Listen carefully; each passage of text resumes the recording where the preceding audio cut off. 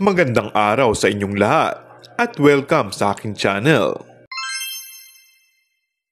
Hindi pa man opisyal na magkarelasyon, ay may espesyal namang namamagitan kina Kim Chiu at Paolo Avellino.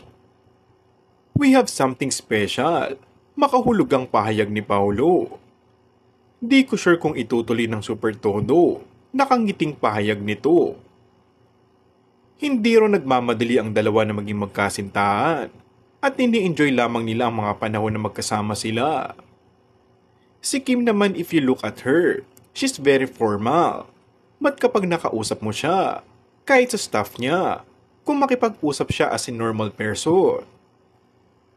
We started naman as friends talaga, tapos nagkaroon ng connection, paliwanag ni Paolo.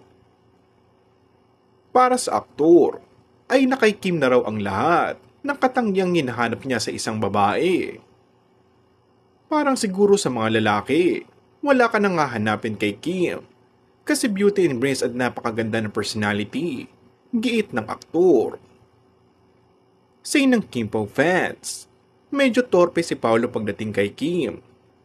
Nakapagsasabi na raw ng I love you si Paolo kay Kim, pero idinadaan lang palagi sa kanta.